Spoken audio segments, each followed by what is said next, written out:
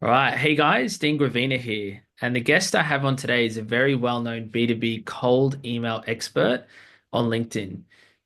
He actually has some of the best resources online now. And after going through all of them, I had to have him on the podcast. Booked over 3,000 meetings in the past 18 months for companies like Flash Intel, Smart Recognition, Inbox Mailers, Highfly, and many more. Justin Chi from Cold Email Hackers. Welcome, man. Welcome, man. It's a pleasure to be on. And yeah, I will correct you on the stats. So 3,000 past 18 months. I think this month we're pacing for about 700 plus or so meetings. So we're doing pretty good. Yeah. Dude, that means you need to update your LinkedIn profile. I've got to update it, man. I don't want to overstate unless we're doing this consistently, but this one's been pretty insane. That's So awesome, man.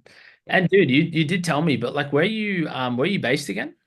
I'm in the San Francisco Bay, but I'm from LA. And I think you're in Australia, right? That's it, man. Yeah, 100%. Awesome. Dude, I want to do some icebreaker questions and I'm Sure. like it's gonna be rapid fire, so you don't have to explain unless you want to. Sure. But I'm sure you'll get to explain these points. So let's do like a rapid fire cold email questions. Really Sure. basic one, short or long emails? Definitely short, but there's always exceptions to the rule. Like we've had success sending long emails before, and generally we go for short, but we won't exclude long emails necessarily, but it's just kind of our default. So These are rapid fire, man. Rapid fire. So yeah, like if you only had to choose one. I would say short all day. Yeah, In your emails, do you like to sort of be question humor or like do you like to be very direct? very direct, straight to the point. That's it. Yeah. In terms of like CTA preference, is it are you leaving a link in the email or are you just saying, hey, like reply to me or like let's have a chat? I just say open to learning more. We've tested lead magnets, all sorts of stuff. Just open to learning more. Yeah. If there is a risk reversal, we'll add the risk reversal at the end of that. Keep it simple. Awesome, man. And like text only cold emails, or do you sometimes add like an image? Like if you had to choose like one or the other, like what would you do? Like most of our stuff is text only, but we are testing links in the follow-up emails. So like second step emails, we might add a link to kind of pique interest. But I find a lot of people don't click on the links to begin with. So Yeah. And last question for the rapid file. 10, would you rather target 10 hyper personalized emails or like 1,000 like bulk message 1,000? I would say, given for me, like in my situation, I have clients we have to fulfill. So I would say in my case, 1,000. But if I had time to sit down for each client, we really had time to go over it, I would say 10 personalized emails. That would probably do better. One or the other, man. Let's go for personalized emails. I would love to sit down and do personalized emails all day if I could, but it's Yeah. not always possible. So Yeah, awesome, man. yeah, And dude, like, I just want you to sort of give a bit of a background on you, man. Like the first yeah, sure. question, that those are just rapid fire. Again, there's obviously going to be variations to that. Like, Yeah, so people watching this, that's just icebreaker rapid fire questions. sure. Why did you start, like, out of all channels, man, like SEO, Google ads, Facebook ads, like cold email? And I think you're mainly doing, correct me if I'm wrong, like B2B cold email. Like, Yeah. why? And like, tell everybody how you sort of got into this. Yeah, strictly B2B cold email. We're adding other services like LinkedIn, cold calling, etc. So cold email hackers not necessarily 100% accurate anymore. But kind of how we fell into this was I've always wanted to start a business. Like I had a business a few years ago that failed. That led me to getting into tech sales.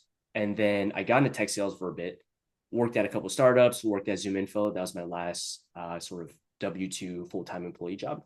And while I was there, I was the number one SDR at Zoom Info, right? Big company, big SDR team. And most of that was done through cold email. I kind of figured out some basics of like targeting, some deliverability. I had to learn a lot of it myself, but basic stuff like verifying never bounce, like all that sort of stuff. I kind of figured that out at Zoom Info. So when I was sending emails at Zoom Info, I had a lot of people kind of approach me, like prospects I was reaching out to. They wanted me to send cold emails for them. And that's how the whole thing was started. So I ran the business for maybe 6 or 7 months as a side hustle. Had a couple customers. And I decided to take it more seriously. Like I was kind of seeing that there were other people doing this at a bigger scale than I was. And I was kind of seeing the potential in this, right? So I was taking more seriously. And I probably shouldn't be saying this so publicly, but it was kind of taking over from my actual job. So Yeah. they kind of found out I was running the business and I got fired. Yeah, I mean, it That's always what happens. happened. So it was I was a little upset at the time, but I think that was probably the best thing that could happen is just getting Yeah. fired and just saying, hey, look, like you got to do this. Like I was thinking about getting another job, never happened. I was just like, you know what, like Just just go all try to in. grow this. Yeah, whatever. This is like an opportunity, I guess, right? They just say like fuck it and just grow it. So Well, dude, I've been having, I mean, this sort of diverts from the cold emailing, but like, I mean, also, I mean, you brought it up about burning the boats. You know, sometimes you have to burn the boats to mhm. actually become successful. Everyone's definition of success can vary. But in my personal opinion, I've been struggling for a very long time, and I've been juggling full-time jobs and different Yeah. types of employment whilst running a business. Mhm. And the only time that I became, in my eyes, successful was last year when I left my full-time job and I like just had absolutely like no income Yeah. and the business three times in 1 month. You know, You just just have to like kind of like force yourself to do it, I guess, right? Like yeah, I don't know. That's the best way to put it. Sometimes you just gotta force no plan B. You just gotta that's go it. and do it, Yeah, I basically. think that's the biggest thing, man. Yeah. Zoom Info, like some people watching this will know about Zoom Info. Like, is that like actual Zoom or is that like a different company? It's two different companies. They're Zoom Info, like Zoom is the video call provider, the one we're calling on now. Zoom Info is just like contact data, cell phone data, email data, that kind of stuff. So Yeah, awesome. Just wanted to clarify for people yep. watching. Yeah, we Um, always had a confusion when I was working there. So people always thought it exactly. was Zoom. So Yeah, I even get confused. yeah, Man, like I guess one question that I'd like to ask you is sure. in terms of, you know, the biggest thing is obviously there's a lot of digital marketers out there. There's a lot of Yep. SEO people, um, you know, Google Ads people. Like if you're to sort of compete Mm-hmm. in terms of your cold emailing ability, what's the Yeah. one thing that sort of sets you apart? Yeah, I would say, and we're talking about strictly cold email, right? Not just like SEO, like my skills as a cold emailer, basically, is Yeah, what you're like asking. what's the actual like what's the thing that sets you apart from like the way you do something? Like why would somebody Yeah. go to you in terms of cold emailing instead of going elsewhere? I think this is a problem solving for my business right now. It's like I have expertise, right? Like I've done this for a while. I've set up a ton of campaigns. I kind of know what makes campaigns tick. But the thing is, like training someone to take this role over for me, Mhm. that's what I'm having trouble with. So I would say to answer your question, it's me. Like I spent all these hours, I spent all this time building campaigns. So it's like Yeah, naturally, of course, I'm just gonna be better at writing cold emails, right? I've seen what works, I've tested things that don't work, yeah, etc. I would say biggest thing is our process. So I've kind of developed the process and I'll share how it works typically. So first part of the process is like we do a lot of manual copywriting. So I'm building these really small lookalike lists. Like let's say I'm working with you, right? And you're selling your Google Ad service and you're targeting like financial service companies, or you have a financial service company as a customer, you have maybe a cybersecurity company as a customer, etc. We're just taking those kind of top 3 to 5 customers, building lookalike campaigns for each of those, and then we're writing very targeted copy for those customers, mm, kind of emulating the customers you already have, seeing what works. We know what pain points resonate, et cetera. Figure out, do the A/B testing. Once we figure that out, then we use tools like Clay, all those like fancy AI tools to kind of reverse engineer what works already. So I yeah. think just having a good grasp on the fundamentals, like being able to manually write a good email, that's kind of where we've been seeing success. Like figure out what works first before we try to scale it. I think people try to scale things too fast when they're writing code Yeah. emails. So you'd say like your copy, right? Like if you were to Yeah. compete like against like the best copywriters, Mm-hmm. cold email copywriters, you would say like you're pretty up there, like as far as um the copy. Yeah. I would Yeah, say so. because I think, like yeah, oh, I sorry. was gonna say with that being said, you know, I get a lot of you know, I guess messages that, you know, and I read online like cold email doesn't work. Like it's not really Mm-hmm. like something that actually works. Yep. Like, is that what you're saying? Like, hey, like the biggest thing that you could do for your cold email is like the copy. Like, what do you think? Like, why do you think these people are saying like, hey, it's like dead cold email doesn't work? Like, what do you Yeah, why do you think that is? it's two things, right? First, actually, three things. We'll start with one is deliverability. I mean, you know this as well. Deliverability is getting freaking hard. Like for us right now, we're buying hundreds of inboxes for every new client we sign. We're sending very low volumes of emails per inbox, right? I would say like 3 to 10 emails per day per inbox max. So we're sending very low volumes. It's gotten more expensive. Things are always changing. It's just kind of discouraging to kind of start cold email from scratch right now, right? So that's number one, deliverability. Number two, it kind of goes back to what I was talking about before. But I think a lot of people, when they're writing cold email copy, they're talking to an entire audience, right? And what I mean by that is, like, as an example, like let's say you sell your services like Google Ads Mm. to like home contractors. You're writing this email targeted at all home contractors. But where I think a lot of people can improve on, because I review a lot of copy, people message me on LinkedIn, message me online, they ask me for help with copy. The biggest thing I see is people are talking to an audience, they're not talking to a person.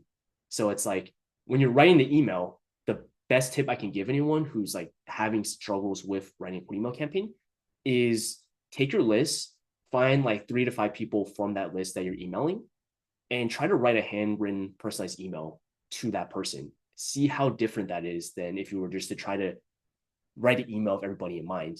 And you can always try to reverse engineer that, but that's kind of one place I see people go wrong is they're trying to rush this process of scaling and sending tons and tons of emails. They don't know what works. They're just trying to scale up. And then the third thing I would say is offer. A lot of people are just selling something that nobody wants, like, or maybe they do want it, but they're kind of apprehensive. Like for me, I sell paper meeting lead generation. We don't get results. You don't pay. Very enticing. I've tried selling retainers before. I could get people on the meetings, but it was very hard to convert. So that was, and maybe I'm not the best salesperson, but that's Yeah, why I would say gotcha. maybe the offer is kind of off as well. Yeah. Thanks. I mean, I can sort of agree with you on that. Like, I mean, I've tested different offers through email, and Mhm. yeah, deliverability is one thing, but I think also like strongest thing to, in my opinion, from what I've tested in getting responses via cold email is, Yep. the offer really, like in a sense that I've tested offers where I've run like, emailed people for free, like, hey, we'll do your ads for free for 30 days. Yep. I've tested like adding guarantees, and then I've also Mhm. tested just writing like fully customized emails with no guarantees or no freebies or anything. And Yep. you do get significantly different results, depending on what you're saying, right? Mhm. Yeah. So I guess like most people sort of look at cold emailing and they sort of think that, and this is where it gets interesting, and I'm Yeah. sort of keen to hear your opinion. They think that cold, like for people that don't know cold emailing, like we do, Yeah. we know all the tools, smart lead, instantly, all Yeah. these different tools and how you plug in inboxes and then all that sort of stuff. But if we're just to sort of like basically sort of go about this from a high level. Like some people watching this might just think a cold email is like signing into their Gmail account and then sending Yeah. an email, right? So what does like a funnel look like for you with your cold email campaigns? I know for me, typically like it's more of like a manual call process, sending off information manually. But do you have like some sort of funnel structure that when you do get these sort of responses from a cold email, are you sending them to landing pages and getting them to opt in, or is it just more, hey, I'll give you a call back or something? Like, what's this? Like, maybe you can run through a few examples. Sure. For us, we're very direct. Like we're just saying, look, do you want to get on a call or not?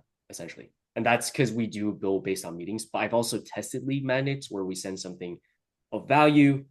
I find they don't convert as well as you would think. Like you send them, they're like, sure, send it over to me. Mhm. But it doesn't result in a call as often as you would think, at least for me. Maybe I'm doing something wrong. Mhm. But the conversion rate for booking calls is about the same sending something free of value versus just asking for the call. So there's that. For us, it's just like at the list level, we're saying, hey, look, these are the people we would like to book meetings with. And then we write the copy from there, ask for a meeting directly. And then that's a funnel for us. It's What pretty happens straightforward. after the first meeting? Like, are you asking for like, sex on the first date or what? Yeah, for us, we just try to close. At least for me, right? Like my own calls, I can't speak to my customers all the time. Yeah. Some Yeah. of them have pretty drawn out sales processes, but for me, I try to go for a one call close. If the customer asks me for another call, we'll get another call. But it's just like I'm aiming to give them all the information they need in the first call and go from there. Because what I sell is pretty straightforward. We're not selling super costly retainers. We're not selling some huge implementation. I'm just Yeah. trying to get you leads. So So would you say that you've tested different types of call structures and like funnel structures, yep, two, three, four-step closes? Like for you've sure. found like the one to be the best, like where you basically get a reply, book them into appointment, Yep. try and close them. Like what's your follow-up like? Do you follow up or Yeah.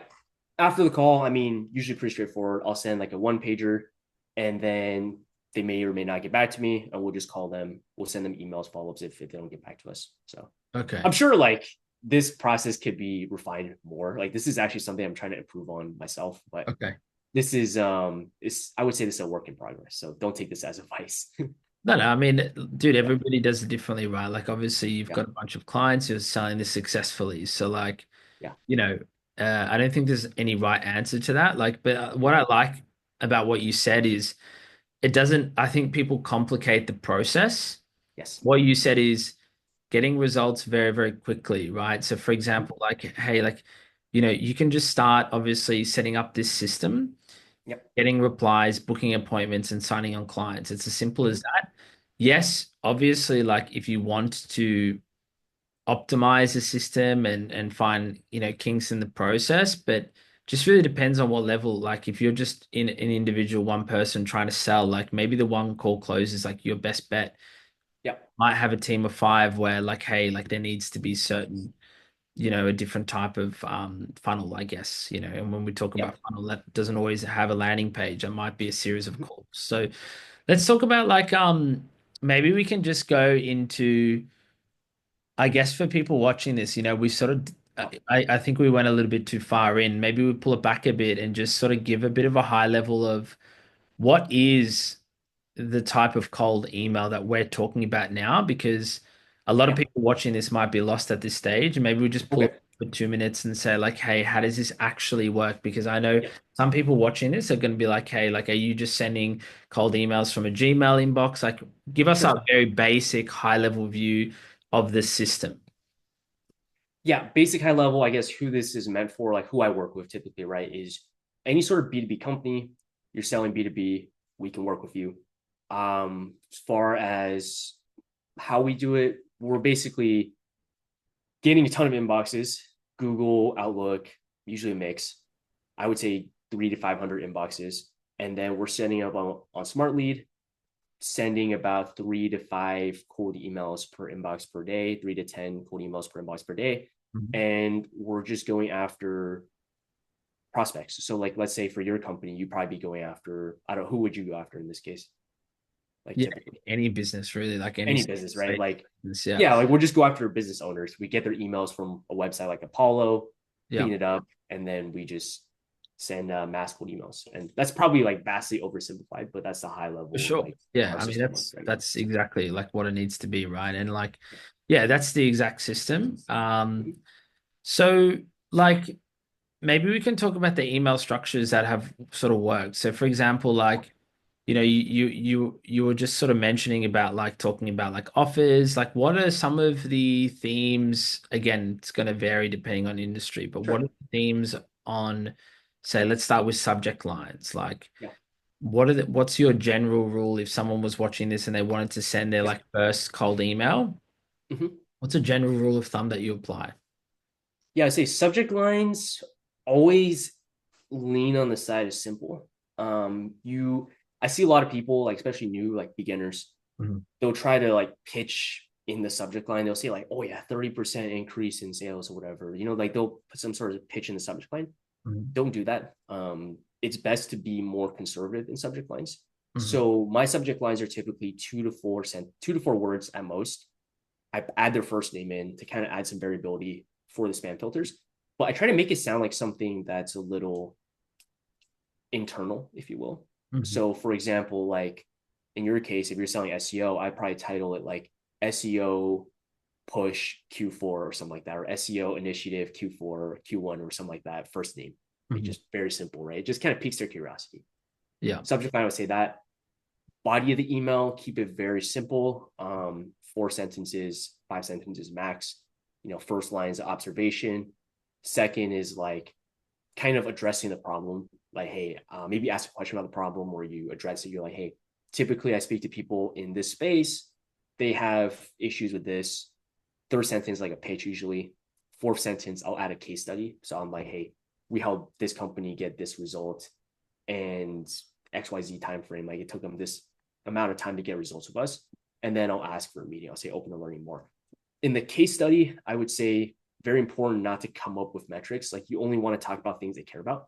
So Yeah. like revenue, meetings booked, search ranking, that kind of stuff. Don't come up with stats. I see a lot of companies trying to come up with stats like, oh yeah, we increased their speed to a meeting ratio by like 50% or whatever. Like nobody cares about that, right? Like they just want to talk about the end result. So always talk about end result when you're doing case studies.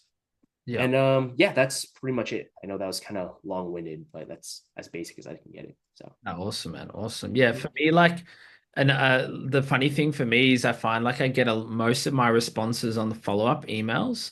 oh So really? like my chain is like obviously you have your initial email that's got Yeah. like personalized messaging, and then Yeah. my follow-ups are very short. And Mm. my best follow-up subject line is my Yeah. email must be jammed. And I send that off, and Yeah. that's like that always book for some reason people just Yeah. reply to it. I Yeah. don't know why, but it can also be something random like that. That's what's actually worked for me. Hmm. I typically do my initial subject lines like first name and something like really weird, Yeah. and then follow-ups are just sort of random. Like I never use like follow-up, like following you up, or never Hmm. write anything like that. I Yeah. always write like wacky like subject lines like my email must be jammed, and then they read that Mm. like I have to respond to this guy. So. Yeah. That's awesome, man. Like, I think I've asked you this before, and now Sure. I've got a better idea of how it works. But Yeah. take me through the process of, let's say you're to sign up like a client, right? Let's Yep. say anyone like who's interested in B2B. They could be a marketing agency, like that you said, it could be Sure. in any industry, like finance or whatever. Hmm. Um, what is the process in which that you take from I guess, yeah, like scaling. So starting at a few Yeah. emails, getting the messaging right, like validating that, and then how do you actually scale that? Like, Yep. what does the timeline look like? What does the process look like for people? And like, what are the expected, obviously talking about end results, like what are the expected typical results that people should look for? Yeah. First 2 weeks, you already know how this works. Warming up the inboxes, getting everything right. During those 2 weeks, we typically work with the customer. So we're saying, like, who have you done any sort of cold outreach before? Have you run ads? Have you driven any sort of cold traffic, right? We're just trying to understand what has worked in the past, even if it hasn't worked as well as they would have liked. We're just trying to figure out like, hey, what's working at all? Like coming into this, trying to figure out where we're at, right? So it's just generally people will have tried something, it kind of worked, maybe not as well as they would have liked. So we have something to work off. Mhm. Then over the course of 2 weeks, we're just looking at existing customers. So we're saying, hey, look, like these are your top 3 to 5 customers. These are people we want to work with. Like what pain points did we solve for them? What, like, how, are they willing to put their name on a testimonial? Like, can we send them as a testimonial in email? What specific result did you drive for them? Just kind of figure out everything that we've done for this customer. Every pain point, every sort of benefit that we come up with during this process, we try to turn that into its own A/B variant. And we're building lookalike lists of the existing customers. What do you mean So by at the end of the lookalike two list? weeks, Like, what does that mean? yeah. So let's say like you work with, I'm just going to throw an example. Let's say you work with plumbers, right? We're Mhm. just building a list of other plumbers. Okay, So good. it's kind of like a sub industry, right? Because like the overarching industry would be like home improvement companies, Yeah, but then we're targeting a specific sub niche, if you will. gotcha, So gotcha. the list is very targeted, it's very narrow, Yeah. but for those first 2 weeks, like after the warm up is done, when we're first sending, that's going to allow us to at least get some good results because it's very targeted. We have a relevant case study. Like this is as good as an email is going to convert. So the process of kind of figuring out the manual sort of smaller list, figuring out the process of like doing the lookalike list, the smaller campaigns, the manual campaigns, generally takes about 2 to 3 weeks to kind of get something consistent. Like we're getting meetings here and there. It's not consistent, but Yeah. we're just trying to figure out what works. Yeah. And then from there, we're kind of saying, okay, like let's use tools like Clay. Let's use tools like, I mean, pretty much only Clay. Let's use tools like Clay to kind of reverse engineer the emails, like figure out what points were personalized, figure out how to speak directly to a given industry. We're using Clay to kind of fill in some gaps there. Mhm. That's when we start scaling.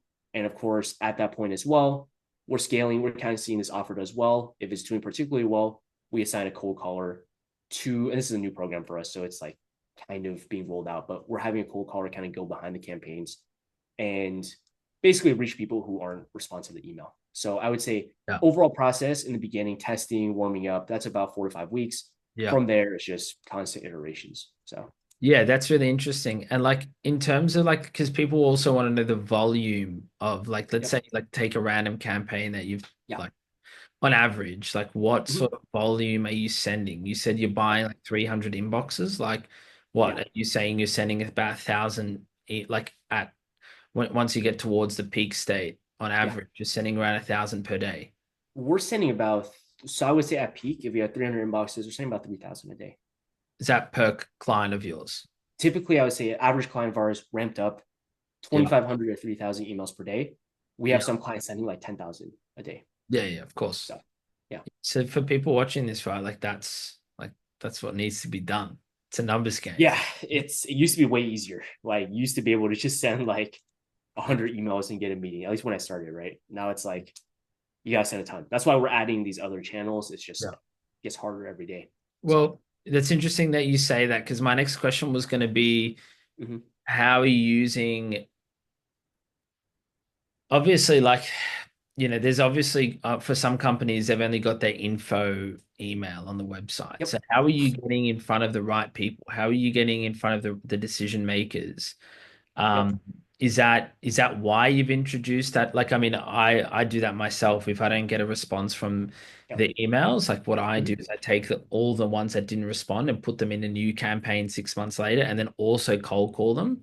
But Yep. like, what do you like? Yeah, what's your process to get in front of the decision makers? Yeah. I would say biggest thing for us is we have Apollo. We have all these systems where we have Apollo. Basically, for most of our customers, we're finding direct emails through Apollo. But I would say if you're going after more SMBs, kind of like smaller businesses, Hmm. don't be afraid to email those info ads, those sales ad emails. Like we have a couple campaigns going right now. Yep. We're selling payment processing and we're scraping Google Maps. We're just going after all these info, sales, main general at emails, and we're still getting results for those. Because I would say How at do the you treat SMB them level, differently? Do you treat them yeah, differently? I do. So we have a little thing basically is a conditional formatting in Smart Lead. It'll say like if there's a first name, it'll populate that first name. If not, it would just say good morning or good afternoon or something like that. Gotcha, If gotcha. there's no name. So I find a lot of times for SMBs, like small businesses, the owner is reading those emails. So it's worth a shot to like email the info at emails anyways. So Yeah, 100%. No, that's yep. awesome, man. And like something that also that I've been working on is once flipping when people come back and say no, Mhm. how do you flip them into a yes? Because that's something I've really been working on. Is that something that you like, obviously in terms of how do you handle negative responses? Like, is there a certain thing that you Yeah. do? We generally just move on. Like if there's a negative response, this is specifically through email. If they're saying no, we don't want to bother them too much because they probably report as spam. That's the biggest thing. Sure.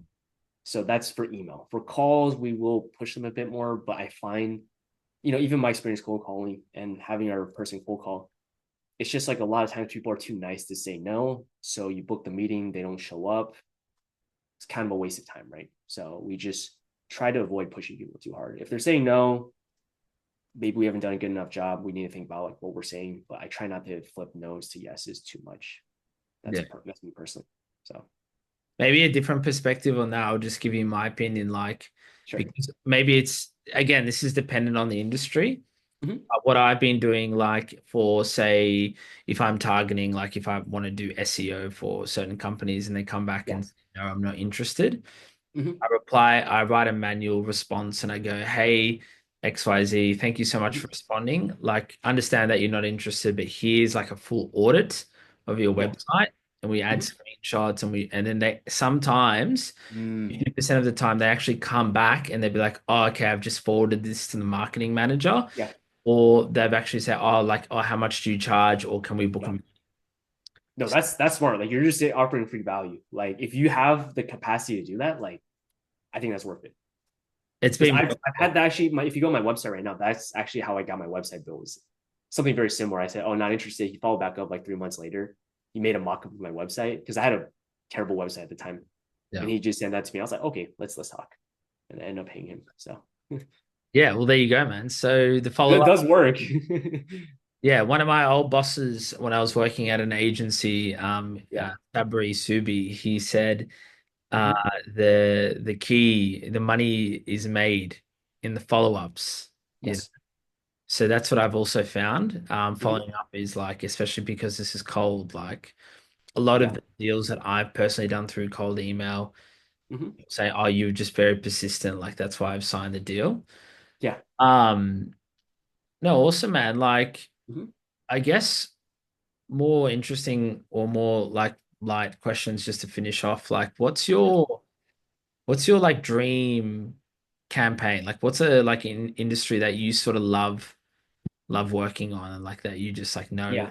you'll have that. Like, what's your favorite? I would say for me, like best campaigns I've run. God, that's hard. Like, are you saying dream campaign from perspective like, hey, look, like I like working on this, or it's just like What's we're yeah, like booking fun it? for you? Like for me, it's like I Yeah. like the event space, like the party and event space. For some reason, Mm, I just like the space. It's just yeah. a very interesting, fun space for me. It challenges me. The people are very Yeah. like sort of interesting. Mhm. What's like something that you enjoy and like is there a reason why? No, obviously, like we always have those. If you're doing cold email as an agency, like there's always those customers where it's like you sign them, you're like, okay, dude, this is we're definitely gonna get a ton of meetings doing this, right? Yeah. But the best ones for me, I have a customer right now. We sign them, and I kind of assume it's gonna be very difficult, right? Like they have like this sort of business intelligence software. It's like it plugs into your Tableau, plugs into your Salesforce, something that's very technical. And I generally don't like doing technical offers, Mhm. but we cracked the offer to where we're getting like one meeting a day. We're using like GPT to kind of generate ideas for how our software can help them, whatever. It's Wow. took me about 2 months to figure out the campaign, but we cracked it. We're getting about one meeting, two meetings a day, and it's very satisfying. So I like campaigns like those where it's like we thought it was difficult at first, and then we cracked the campaign and we're getting a ton of meetings. Like that's what I would say is the most satisfying for me. No, awesome, man. Yeah. Dude, and just to finish up, man, like Mm-hmm. what what what would you say to people like Mm-hmm. if people are interested, hey, like is this a reliable strategy? Like what's the future of cold emailing when Yeah. it comes to AI and like is Mm-hmm. this even still like a viable channel? Yeah. Like what's your I know what my opinion is, but what's your Right. like what would you say to people watching this, whether they're Yeah. like a business owner or they're trying cold email and they haven't had success? Like what's yeah, like what's the future of cold emailing? I would say future of cold email. When I first started doing cold email, it was easy. Like you can set up one inbox, send a few hundred emails a day, and you would get results, right? Like it was just much easier. I would say future of cold email is getting harder. Um, as a result of getting harder, I think we're kind of at the stage now where there's a lot of people trying to start cold email agencies, and a lot of these people who aren't as adept are getting filtered out. So I think over the next few years, the easy players they'll kind of get filtered out. People who are more competent will be left. And I don't think cold email is going anywhere. It's just getting more difficult. And if you're not having success with cold email, it might just be down. It's always down to those three things I talked about at the beginning of the call. It's either deliverability, it's either your offer, and maybe you're just not. Maybe you just need to take more time to write the copyright. So it's always one of those three things. But I would say like as a sole channel, even my company, Code Email Hackers, like we're moving away from just email only. Like we're adding all these different channels. I would say in the next few years, you're gonna have to do all of it, like ads, LinkedIn, Yeah. calling, email. Like you're gonna have to do all the channels to like really get results because it's just gotten so easy for people to spam emails Yeah. that it's very hard to stand out. So to get someone to book a meeting, it's like you have to do all these things. Like I find a lot of times for our call campaigns, they'll say, "Oh, you sent me like 3 emails." Mm, Or like your company sent me like 3 emails. I saw them, but I didn't respond to it. mm. So it's like each channel kind of strengthens the other channel when you decide to Right. use it, right?